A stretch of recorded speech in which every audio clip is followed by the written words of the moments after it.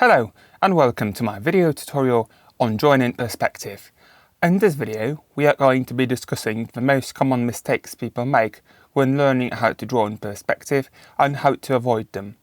My name is Christopher, and without any further ado, let's get started.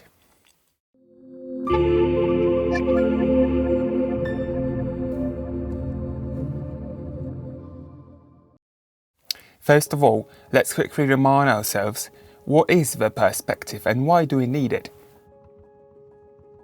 So perspective is a way of representing three-dimensional objects and two-dimensional surface, such as a piece of paper. It serves us to create the illusion of depth and volume in our sketches or drawings. We use perspective to create a more realistic and believable representation of the world around us. It helps us to convey a sense of distance, size and location in our artworks.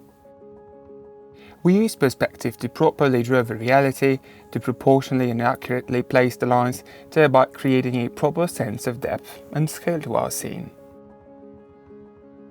To even better understand the drawing in perspective, make sure to check my other drawing videos and subscribe to my YouTube channel.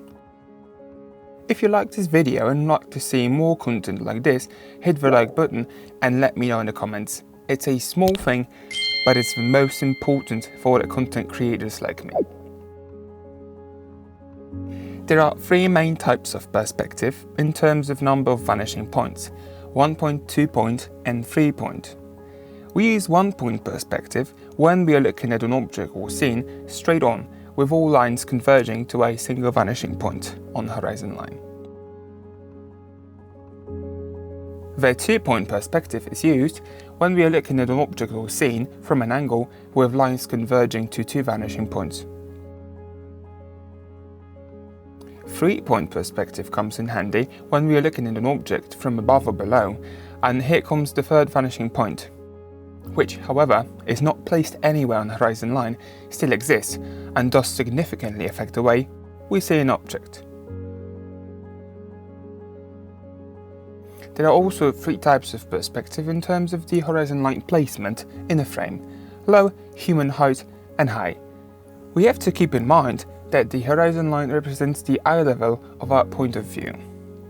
In high perspective, the horizon line is placed high in the frame, creating a sense of the aerial picture. This type of perspective we use to capture the wide and complex cityscapes from the aerial point of view. And here, the most likely, the third vanishing point will appear in a drawing. In human height perspective, the horizon line is placed more or less in 1/3 of the frame, creating a more balanced composition. This is the most commonly used perspective because the most of the photographs are taken from the human point of view. This type of perspective may occasionally have a third vanishing point, but it does not have to. Finally, in low perspective, the horizon line is placed low in the frame, which cuts out most of the details below the horizon line, focusing more on the monumental picturing of the buildings. This kind of perspective can be used to emphasize the third vanishing point, adding a lot of energy into the drawing, which I will cover in another video. The main idea of perspective is to help you picture what the human eye can see. Our eyes have a certain focal length which determines how much of our surroundings we can see at once. This is particularly important to understand because the most common mistake that people have just learned or learn how to draw in perspective make, obviously to make the drawing easier, is placing two vanishing points on the horizon line. This can lead into a dead point and stop your learning curve, but I will come back to this in a moment. To understand how to use perspective properly, it's helpful to compare your eyes to a camera lens. Just like a lens, your eyes have a specific field of view. The human eye can see approximately as wide as 50mm camera lens mounted on a full-frame sensor. When we draw or paint using perspective, we try, or at least should try to, replicate the focal length in order to create a realistic and believable representation of what we see. The one common misconception about perspective is that there should always be two vanishing points visible on horizon line. This is actually incorrect. In reality, the 90-degree angles will never have two vanishing points visible on the horizon line at once. However, there still is a second vanishing point, but it's out of the canvas because it's out of your field of view. Of course, there may be some exceptions like drawing from a photograph taken with a very wide-angle lens, but this of course may be done on purpose, but we have to be aware of it beforehand. When you learn how to properly draw using perspective, you have to start from the foundations and do it right. No one ever started the process of learning how to ride a bike on a 70 feet Red Bull gap.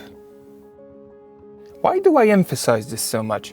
Mainly because you may find yourself frustrated that buildings or objects that you draw using unrealistically wide field of view look weird, distorted, and do not correspond with what you are used to see. Take a look at some examples of the architecture drawings that you might find realistic. In this drawing, you can clearly see one vanishing point. The second vanishing point is not so obvious, but it still is somewhere far away on the left. It's very handy when you draw ellipses or the depth of the windows that are on the perpendicular surface to the second vanishing point's direction. Keeping in mind, the invisible vanishing point can save you from failing many times. In this drawing, we also can see one vanishing point, but the second vanishing point is a bit more obvious. The lines converge a bit more decisively, making it easier to spot and to follow while drawing. In this drawing, you cannot see any of the vanishing points on the horizon line. This is very common when drawing architecture, especially from the photograph. This perspective is very dynamic due to addition of the third vanishing point.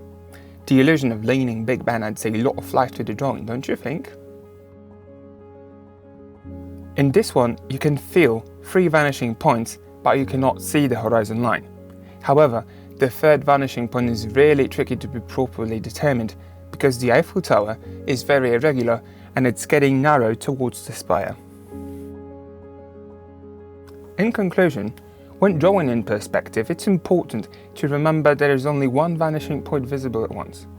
By following this principle, you can create realistic and accurate drawings that truly capture the sense of depth and dimension of your subject.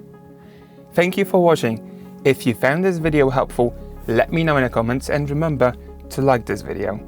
Don't forget to check my other videos in which I freehand draw architecture. If you have any tutorial requests, I will be more than happy if you leave them in the comments below. See you next time. Happy drawing!